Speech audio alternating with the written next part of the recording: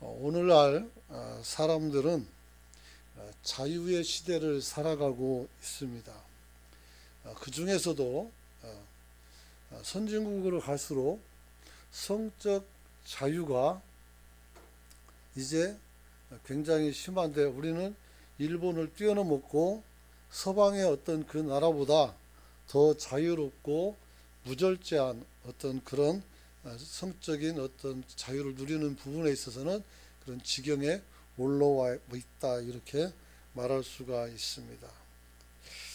그래서 이러한 성적인 자유는 사회에 이미 많은 문제들을 이야기시키고 있는데, 우리는 여러 가지 많은 이슈가 있어요. 많은 이슈가 있는데 그 이슈를 다 다룰 수도 없거니와, 그래서 여러분들이 생각하는 많은 이슈들을 오늘 우리가 어떻게 정리할 것인지 기본적인 그런 말씀을 통해서 우리가 어떻게 살아가는지를 여러분들에게 좀 말씀을 나누려고 합니다. 특별히 이 성의 자유가 만연한 가운데 교회 안의 성은 어떤 것이 있는가 들여다본다면 우리에게도 많은 문제들이 있다는 것을 확인하지 않을 수가 없습니다.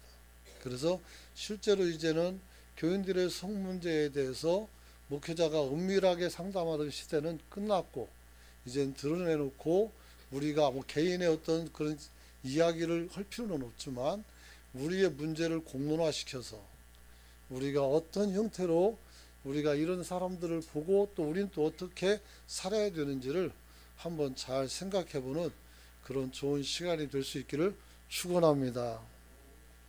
여러분, 중요한 것은 오늘날 세상의 성에 대한 개념과 사고의 변화는 교회와 목회자들 그리고 성도들의 신앙적 가치관까지도 변화를 시켜버리고 말았다는 사실입니다. 특별히 우리가 가지고 있는 성 개념과 성인지 의식과 세상에서 말하는 것들이 너무 달라서 이제 이 이완의 그 크기가 너무 벌어져 있어서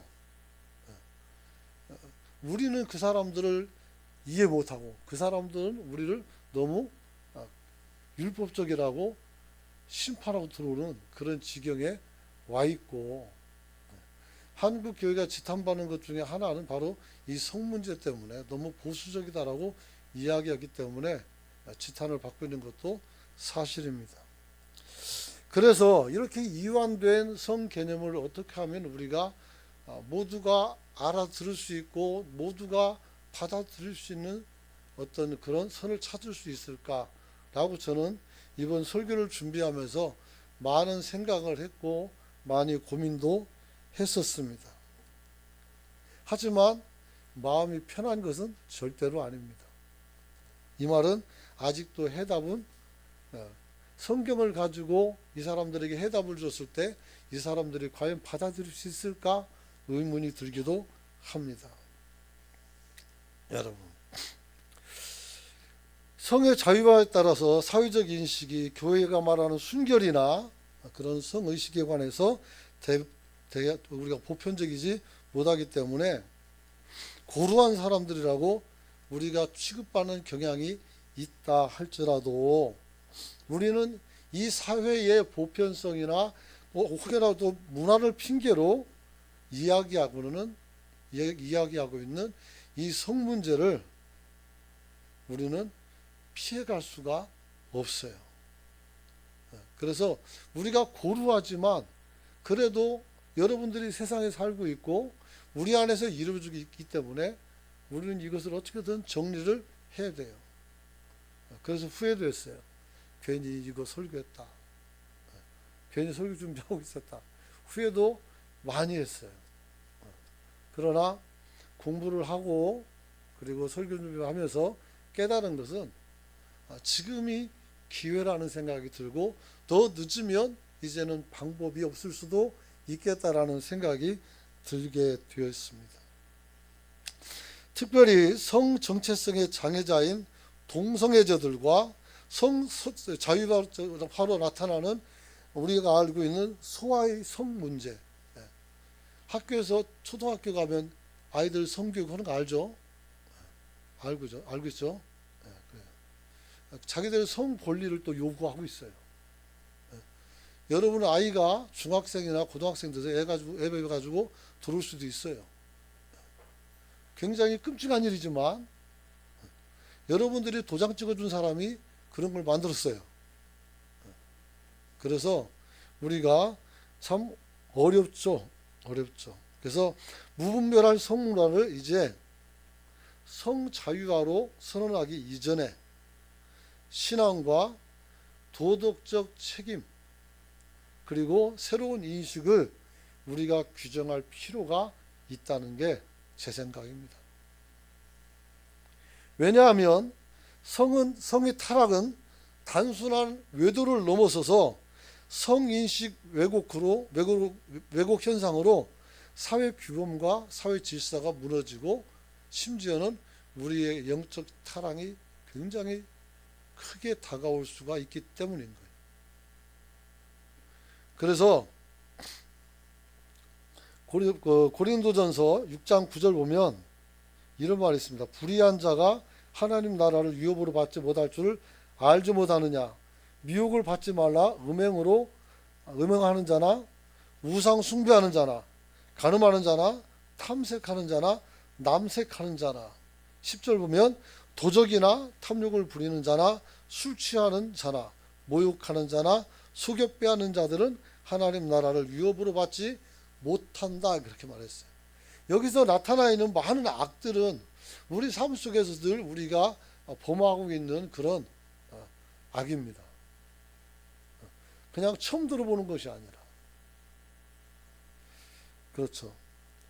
간음에 대해서는 특히 성문제에 대해서는 10계명에서는 두 가지 계명으로 말씀하고 있어요. 하나는 간음하지 말라는 것이고 또 하나는 뭐예요? 이웃의 아내를 탐하지 말라는 말씀으로 두 번이나 강조했어요. 같은 걸 두 번 이상 강조한 것은 하나님에 관한 것 외에 인간에게서는 강조된 것은 딱 이 두 가지 성문제였어요. 그러므로 이 성문제는 제가 전도사 때부터 들여다본 바에 의하면 교회 안에 굉장히 심각한 정도로 문제가 일어나고 있었어요.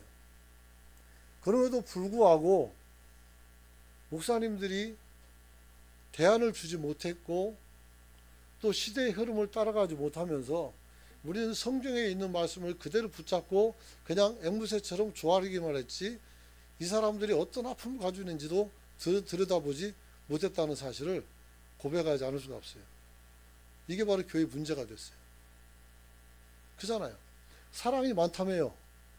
그러면 우리는 그들에 대해서 우리가 배척하고 징치할 것도 있지만 해야 되겠지만 그 이전에 그 영혼이 실족하지 않도록 우리가 만져주는 과정도 있었어야 된다는 거예요. 그런데 이런 것들을 우리는 생각조차도 않고 살아왔던 것이 사실이고 또 오늘 이 얘기 듣고 처음 생각하는 사람도 있을 수도 있는 거예요. 여러분. 그래서 교회에서 범죄에 대한 가장 보편적인 대처법은 회개와 용서가 있어요. 징계가 아니고 회개와 용서가 먼저란 말이에요. 그 다음에 그를 사랑하고 그에게 벌을 줘서 자숙하게 하는 거죠. 내가 먼저가 아니고 그걸 깨닫게 하는 것이 더 먼저고 그걸 돌이키는 것이 더 먼저라 이렇게 이야기할 수가 있는 것입니다.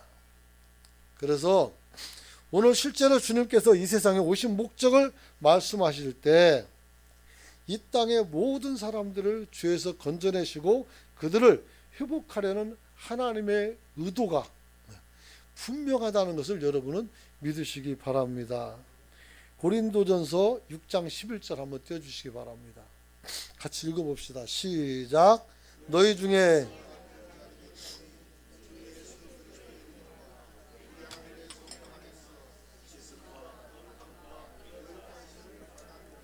아멘. 너희 중에 이런 자들, 간음한 자, 탐색한 자, 남색한 자, 이 동성애네요 이게. 그 다음에 어떻게 돼요? 뭐 여러 가지 많은 죄, 탐욕이나 술수나 모욕하고 남을 빼앗은 모든 죄를 지은 모든 사람들을 하나님이 어떻게 하길 원한다고요? 이 사람들이 너희 중에 있었더니 그리스도의 이름과 하나님의 성령 안에서 씻음과 거룩하심을 통해서 우리가 의로움을 받게 되었다 하겠어요. 할렐루야. 그러므로 누가 어떤 비밀을 가지고 있는 거 알고 저 사람은 은밀하게 또 나쁜 사람이라고 욕하고 다니지 말고, 나도 똑같은 죄인이라는 생각을 가지고 그냥 지옥의 불 가운데서 하나님이 나를 건져줬음에 감사하고, 그들을 어떻게 돼요? 여러분이 받아들이고 그들도 하나님의 은혜로 하나님의 자리에 여기에 있는 것을 받아들일 수 있기를 축원합니다. 그런 거예요. 김준욱 목사님 예전에 설교에서 그런 말이 있었습니다. 공장 다니다가 너무 힘들어서 여자애가 교회 다녔었는데 음독 자살을 했어요.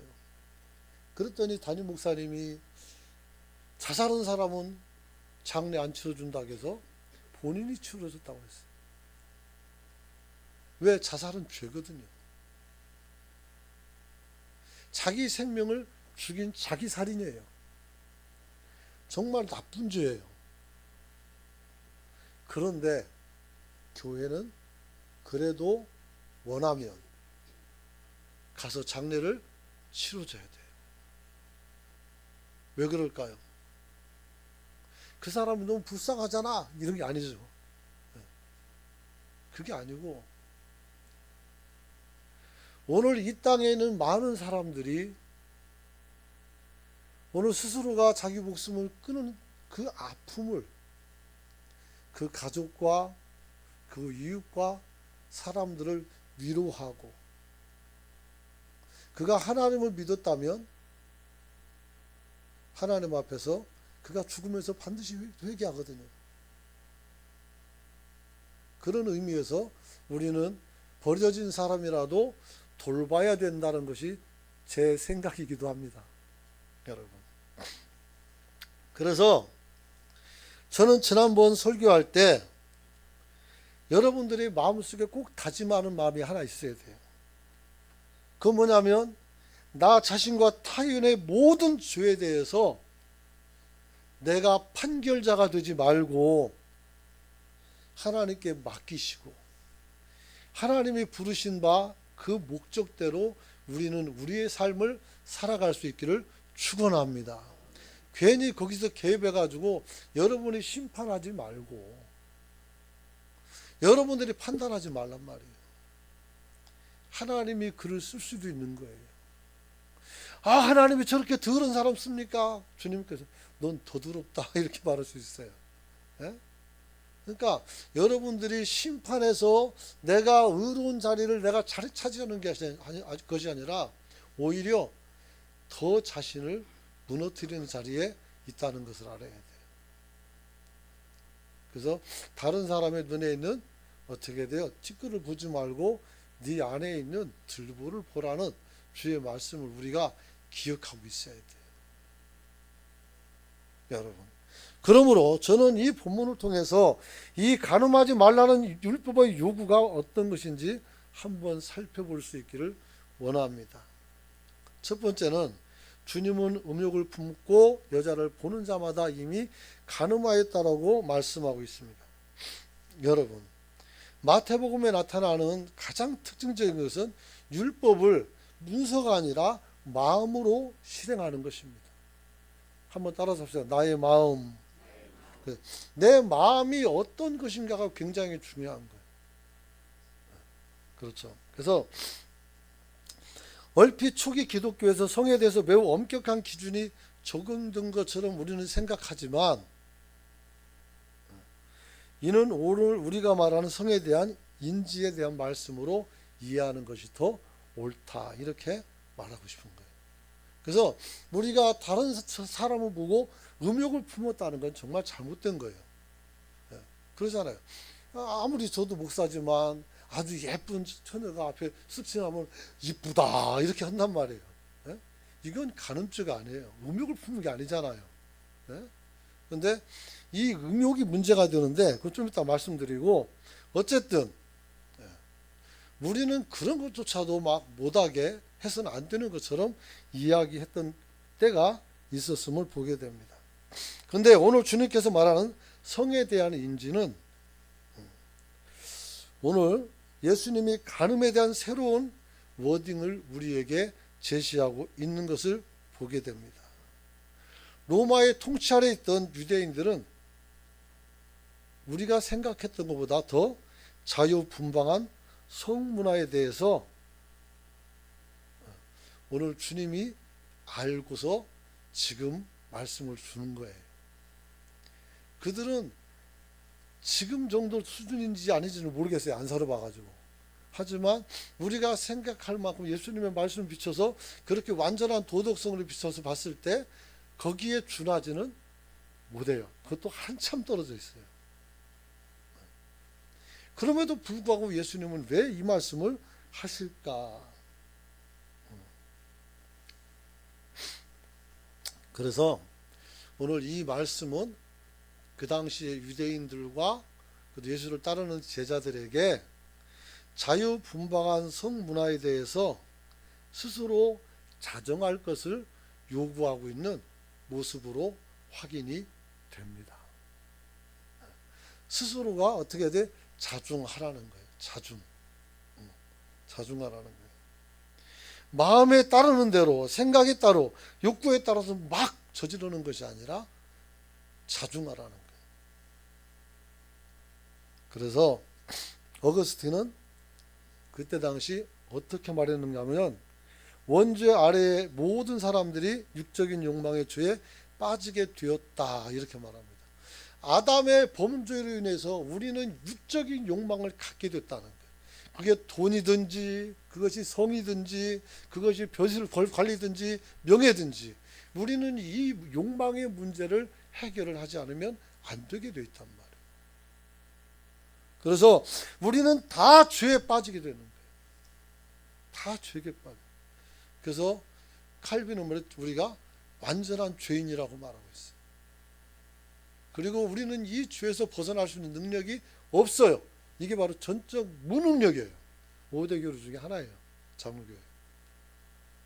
누가 해요? 하나님이 해주시는 거예요. 하나님이 역사하시고 우리를 이끌어 가시는 것입니다. 또한 이런 육체적인 욕망은 원죄에서 벗어나는 방법으로 우리가 어떤 걸 선택해야 되냐면, 결혼하지 않고 독신으로 살 것을 요구했어요. 요즘 애들 보면 굉장히 듣기 좋아할지 몰라요. 결혼 안 하려는 애들 많으니까. 그래서 우리가 이 욕구에 시달리지 않으려면 독신으로 살면 좋겠다. 그래서 바울은 독신으로 샀어요. 독신으로.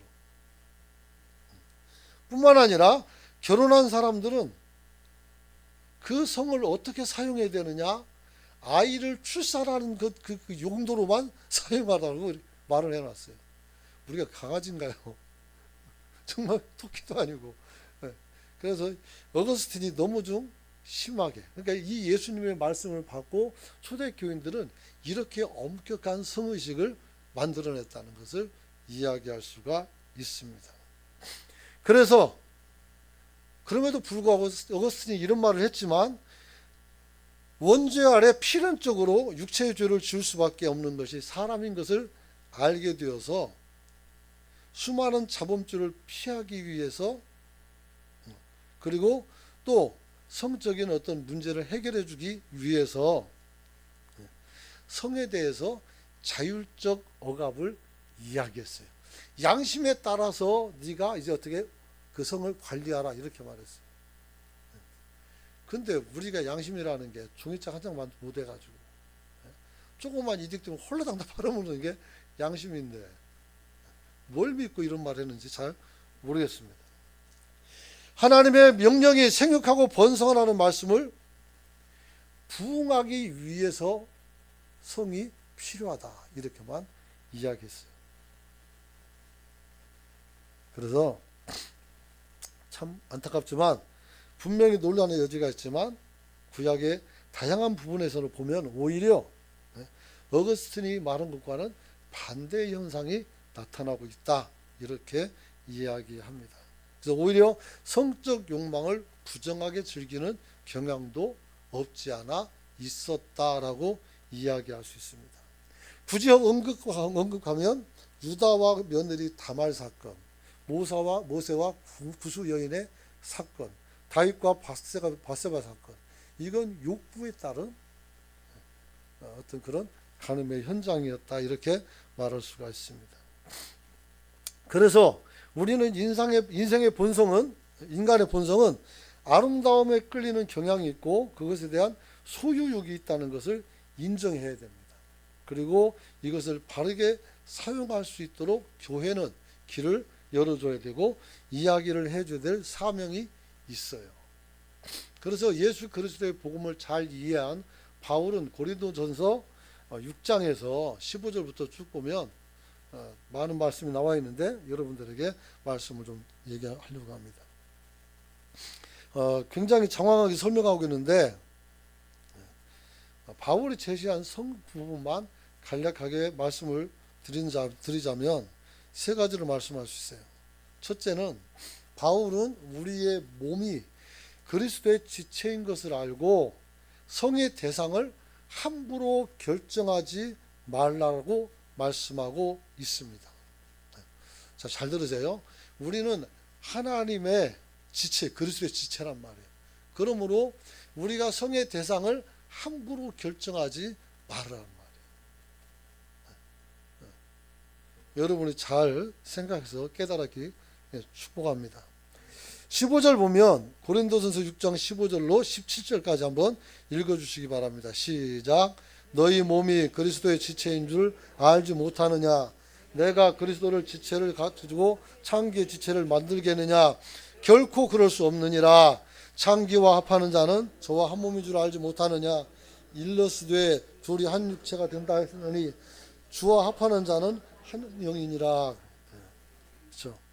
그래서 더러운 곳에 자신의 몸을 맡기지 말라 이렇게 말하는 거예요. 더러운 곳에. 그래서 우리가 하나님과 한 몸이 되었는데 그 몸을 그렇죠. 창기에게 내줘서는 안 된다. 그렇죠. 둘째는 같은 이유로 우리에게 음행을 피할 것을 말씀하고 있어요. 18절부터 20절까지입니다. 한번 읽어보십시오. 시작. 음행을 피하라. 사람이 범하는 죄마다 몸 밖에 있거니와 음행하는 자는 자기 몸에 죄를 범하느니라. 너희 몸은 너희가 하나님께로부터 받은 바 너희 가운데 계신 성령의 전인 줄을 알지 못하느냐. 산 것이 되었으니 그런즉 너희 몸으로 하나님께 영광을 돌려라. 우리 몸은 하나님의 성전이라 했어요. 몸으로 영광을 돌려야 되는데 그렇게 아무나 그렇게 그러면 동네 강아지도 진짜 아니고 그잖아요. 그러면 안 된다는 얘기를 주고 있는 것입니다. 또한 셋째, 결혼은 남녀간에만 제한하고 외도를 규정했던 것을 볼 수가 있습니다. 그래서 바울은 결혼보다는 독신으로 사는 것을 강조했지만 성적인 유혹을 뿌리치려면 결혼을 해라 했어요.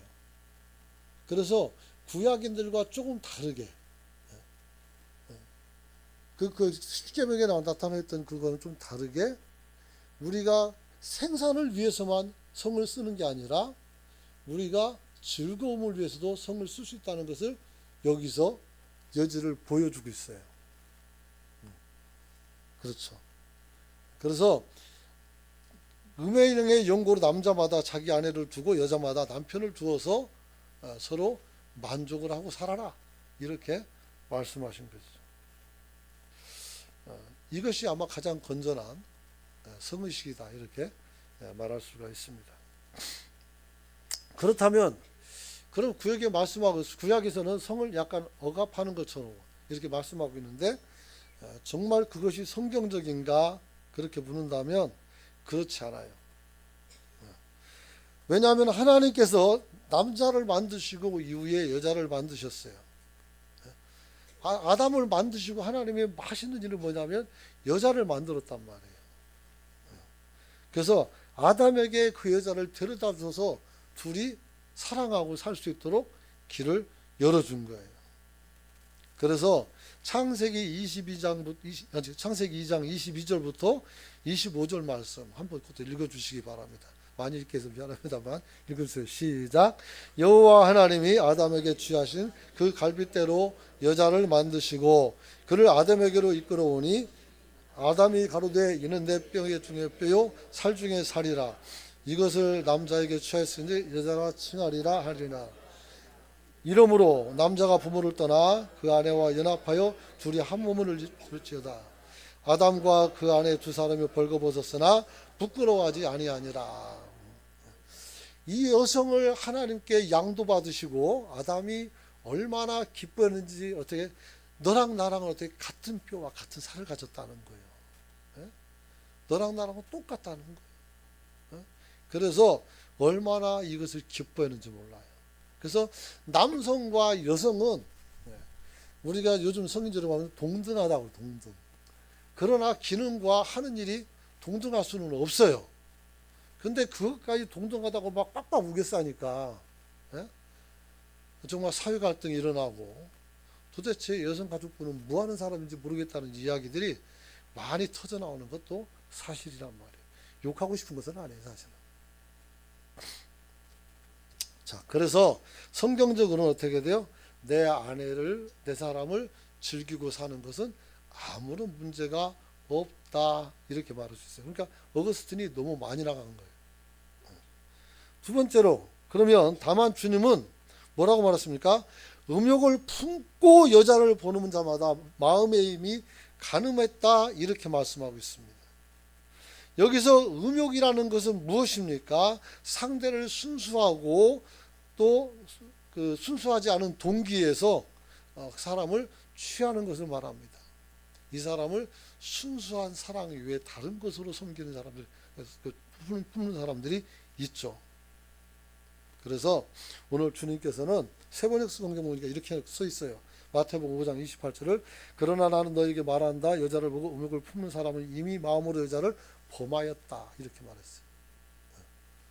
그래서 마음으로 우리가 순수한 동기가 아닌 음탕하고 음흉한 생각을 가지고 이래서는 안 된다. 또 물질이나 다른 어떤 것을 대가로 그래서는 안 된다. 이렇게 말씀할 수가 있는 것입니다. 음욕이라는 말은 에피티메사이라는 헬라입니다. 그리고 또 욕구라는 말은 에피티메우라는 말씀인데 정절하지 못한 순수하지 못한 동기에서 음욕을 품은 마음, 이게 그대로 직역하면 그래요. 그러니까 제가 순수하지 않은 동기로서 성생활을 해서는 안 된다. 이렇게 말씀을 드릴 수가 있는 것입니다. 여러분들은 관심이 있었는지 모르겠지만 1999년에 홍콩에서 학술 대회가 열려서 성에 대한 학술 대회가 열렸어요. 그때 성적 권리에 관한 선언문을 발표했습니다. 거기서 첫 번째 선언은 뭐냐면 사람에게 성적인 자유가 있다 그랬단 말이에요. 그래서 이것을 우리 나라에서 가져와서 성의 자유를 굉장히 부르짖었고 그런 일들을 많이 하신 분들이 있어요. 심지어는 교회에서도 그런 말을 많이 한 사람들이 있어요. 뭐 나쁘지 않죠. 그런데 중요한 건 뭐냐면 이 성적 자유를 아직 성숙하지 못한 자녀들에게도 요구하고 있는 이 지금 현상은 받아들일 수가 없어요. 그럼 아이들은 우리도 사랑할 수 있어요. 얘기할 수 있죠. 그렇지, 사랑할 수 있겠지만 어떻게 책임질 건데? 그렇잖아요. 없어요, 방법이. 뭐 옛날 소설에 있는 것처럼 학교 다니면서 우유 배달해가지고 애 분유값 만들고 뭐 그럴 거요? 과외 학원 다녀도 요즘 학교 가기 힘든데 어떻게 하려고 그래요? 어려운 얘기예요. 그래서 인간은 자신이 가능한 성적인 표현의 자유가 있고, 그러나 거기도 그러나라는 말이 있어요. 강간이나 강제적인 성적 표현, 또 성적인 학대 등은 어디에서나 용납할 수가 없다 이랬어요. 근데 여기서 가장 문제가 되는 건 뭐냐면 이 성의 강요 문제예요. 우리는 소수 성애자들을 교회가 핍박하는 건 아니에요. 원래 학습 용어가 있었어요. 그래서 이 소수 성애자들은 누구냐면 동성애자들을 말하는 거예요. 이 사람들은 성정체성 장애자예요. 내가 남자인데 남자인 줄 모르고 여자인 줄 알아요. 여자인데도 지가 남자인 줄 알아요. 그래가지고 그런 행위를 하는 거예요. 이 말이 맞잖아요. 근데 그것을 왜 우리에게 강요를 하냐고, 세금 써가지고. 그들을 받아들이라고 왜 교육하냐는 거예요. 만약에 차별법이 통과되고 나면 이렇게 설교하면 제가 끌려갑니다. 아직은 통과가 안 됐기 때문에 마음 놓고 떠들 수가 있어요. 그렇죠. 그래서 어쨌든 중요한 것은 성학대와 이런 것들은 정말 벗어나야 되겠죠. 그럼 하면 안 되죠, 정말. 이건 성경에서도 폭력이기 때문에 인정하지 않아요, 여러분. 그래서 다른 사람들에게 성혐오를 주고 또 정신적으로 막 그걸 보고 나면 막 정신이 하나도 없어요. 폭력을 당하고 정상적인 사람들의 가치관을 무너뜨리는 이런 짓을 해서는 안 된다. 이렇게 말씀하고 있는 것입니다. 자, 성에 대한 가치관과 행동은 그 시대의 문화적인 가치관을 반드시 반영합니다. 그래서 이런 것이 지금 학교에서 가르쳐진다면 지금 우리나라의 성의식은 굉장히 자유를 넘어서 방종에 이르렀다라고 얘기할 수가 있습니다. 사랑은 좋은 것입니다. 사랑은 어떻게 좋게 보는 것이고, 그리고 그를 아끼는 것이고 그런 것이죠. 그런데 그것이 아니라 사람을 무너뜨리는 것으로 사용되기 때문에 이것이 문제가 크다라고 이야기하는 것입니다. 그래서 오늘 주님께서 음욕을 말씀하신 것은 인간의 음욕에 대해서 하나님이 용납하지 않는 것은 그들의 잘못된 성의식을 얘기하는 것입니다. 그러므로 우리는 하나님 앞에서 주신 은혜들은 마음대로 누리되, 그러나 제한할 것은 확실히 제한해서 믿음대로 살아갈 수 있기를 축원합니다. 그래서 우리는 어떻게 돼요? 많은 사람들에게 이 음욕을 통해서 성폭력을 행사하거나 다른 사람의 성의식을 무너뜨리는 이런 것은 정말 안 좋다 그래요. 그리고 음욕 이전에 뭐라고 했어요? 여자라는 단어를 넣었어요. 여자. 그렇다면 여자는 그런 음욕을 안 느끼나? 느끼죠. 보통 성경에서 남성을 쓰게 되면 사람 전체를 말하는 거예요. 여성을 쓰면 여성만 말하는 것이고, 그렇기 때문에 비록 남성을 지칭을 해가지고 여자라는 것을 딱 정해놓고 거기에 대해서 우리가 얘기를 하겠지만, 거기에 음욕을 품는 대상이 남자라면 모든 인류를 다 말하는 거예요. 그래서 이 사람들을 순수한 동기로 보지 못하는 것을 경고하고 있는 것입니다. 사람은 쾌락의 도구가 아니고 사랑의 도구입니다. 할렐루야. 좀 어렵습니까? 어려울 수도 있어요. 그래서 한번 거쳐가면 여러분들이 다시 한번 들어보면 이해도 될 거예요. 여러분, 실제 죄의 현장에서 본다는 것은 이미 그 상대에게 마음을 뺏겼어요. 그럼 어떻게 돼요? 범하게 되는 거예요. 선악과를 보고 하와는 마음이 뺏겨서 따먹었어요. 소돔섬 사람들은 하나님의 사자를 보고 세상에 동성연애하자고 내놓으라고 날려가요. 그 고대 사회에. 그걸 보고 바세바가 목욕하는 장면을 보고 다윗은 음욕을 품고 그 여인을 취했어요. 아니 대낮에 왜 문 열어놓고 목욕을 해? 그잖아. 문 닫아놓고 해야지. 이 여자도 문제가 많아요. 그래서 음욕 이전에 여자를 보고라는 말씀을 통해서 우리에게 주는 율법적 요구는 모든 죄는 사람이 무엇을 어떤 상황에서 보는가에 대해서 우리가 결정할 수 있게 되고, 특별히 여자 또는 사람을 보고 음욕을 품어서는 안 된다, 이 말을 하는 거예요. 그래서 나와 똑같은 사람으로 어떻게 돼요? 우리가 욕구를 가지고 보지 말고 어떻게 돼요? 그냥 사람으로 보고 서로 관계를 맺으라는 거예요. 그래서 우리가 남자와 여자는 성별이지만 사람은 양성이 똑같은 거예요.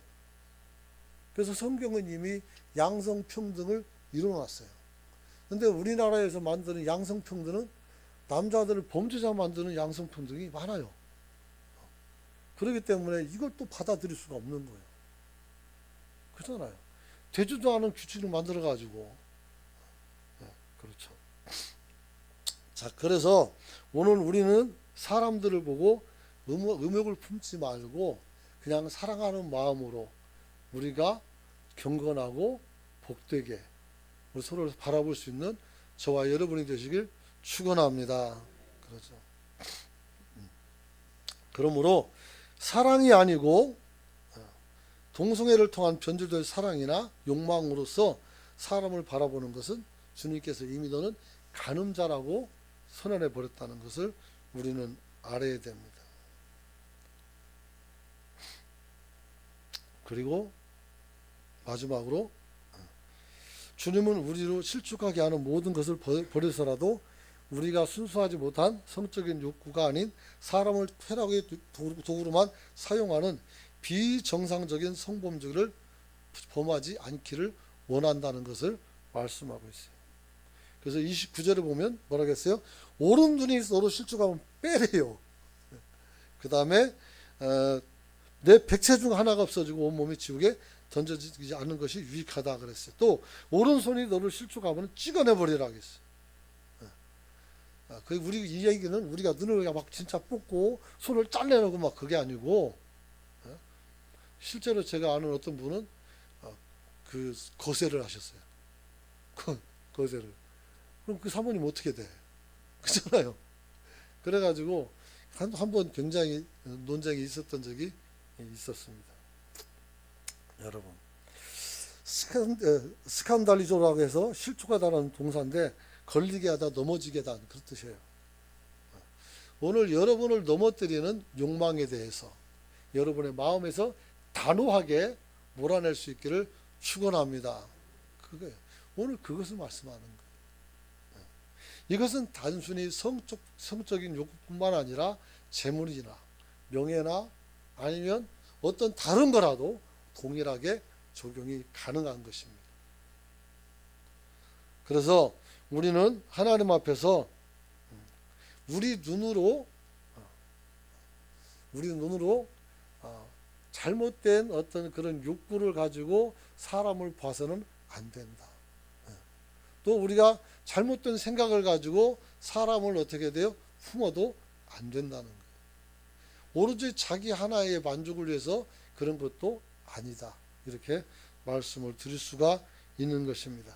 그래서 자신을 실족해 하는 것을 자각해서 그런 것들을 제거하는 노력이 여러분들 앞에서 수반될 수 있기를 축원합니다. 축원합니다. 그리스도인은 삶 속에서 가장 중요한 것은 행동해서가 아니라 생각과 의도가 먼저 옳아야 된다는 것도 알아야 돼요. 한번 따라서 합시다. 생각과 의도가 옳아야 된다. 그래요. 근데 이게 이게 사람들이 우리가 죄나 이런 욕망들을 다스리기가 얼마나 힘든지 몰라요. 저세계라는 그 도둑은 회개와가지고 성경 보고 세례받고 목사까지 됐어요. 그런데 또 남의 것을 보니까 일본에까지 가서 도둑질하다 잡혀서 부끄러움을 당하는 거죠. 이게 욕망에 한번 사로잡히면 벗어날 방법이 없어요. 특히 욕망이라고 말하기는 좀 그렇지만 중독이라고 말하는 게 좋아요. 중독은 제가 상당 공부했는데 해법이 없어요. 그래서 중독은 중독으로만 해소할 수가 있어요. 그래서 술에 쩔어가지고 밥도 안 먹고 술만 마신 분은 병원에다 갖다 놓고 살려놓고 이 사람이 다른 일을 좀 했으면 좋겠는데 하면서 바라는데 이 사람이 자기 건강을 조금 회복되니까 그 건강을 지키기 위해서 매일같이 등산을 가요. 술을 안 먹고. 그러니까 건강하게 살 수가 있는 거예요. 대신에 등산 중독이 걸려서 맨날 올라가. 비가 와도 눈이 와도 바람이 불어도 올라가요. 그래도 술 먹고 죽는 것보다는 훨씬 낫지 않겠습니까? 그래서 저 같은 경우도 맨날 이제 얘기를 많이 듣고 일 중독이라 뭐 이런 얘기하는데 안 하고 있으면 불안해요. 이건 중독인 거예요. 그래서 우리는 많은 부분 속에서 중독을 가지고 있어요. 그러나 이것을 선하고 또 생산적인 곳에 여러분의 그 중독을 바꾸시킨다면 여러분도 거기서 벗어날 수가 있습니다. 그리고 특별히 하나님 앞에 특별 은혜를 받으면 여러분도 거기서 나올 수가 있습니다. 할렐루야. 그렇죠. 담배가 안 끊어진 사람이 담배를 끊게 되고 술을 못 끊던 사람이 술을 끊게 되고 그런단 말이에요. 그러므로 우리는 주님 앞에 그렇게 우리 자신을 바꿔나갈 수 있는 저와 여러분이 되시길 축원합니다. 말씀 마칩니다. 하나님의 법은 완전합니다. 바리새인들보다 우리가 더 하나님의 율법을 더 잘 지키라고 말씀했습니다. 간음에 관한 주님의 선품은 제7계명에 그대로 똑같이 나와 있습니다. 그러나 이것을 이해하는 것은 주님은 우리 마음, 다시 말하면 우리의 생각과 의식을 말씀하는 것이고 바리새인들은 행위를 말하는 겁니다. 그러므로 온갖 잡생각 다 하고 행위만 안 했으니까 됐다, 그것이 아니라 우리는 어떻게 해야 돼요? 그 생각조차도 그렇게 하지 말아라. 사랑하는 사람으로 보고 그를 기뻐해야지. 그잖아요. 아무리 북극성 다수를 갖다 막 쳐다보면서 그러면 그 미친 사람이지 정상이겠습니까? 그런 것이죠. 그러므로 우리가 기도할 때 다른 거 기도하지 말고 딱 한 가지입니다. 우리 안에는 욕망을 다스릴 수 있게 달라고 기도하시기 바랍니다. 내 안에 있는 욕망, 온전하지 못하고 바르지 못하는 욕망들, 이런 것들, 삐뚤어진 생각들, 그잖아요. 남에게 분명히 피해가 되는 걸 알면서도 하고 있는 이런 잘못들 있잖아요. 근데 그게 금방 고쳐지진 않을 거예요. 하지만 이런 설교를 듣고 여러분들이 이런 기회에 도전하고 하다 보면 점진적으로 나아질 것입니다. 그러므로 여러분들이 주여 외치고 통성으로 기도하길 원합니다.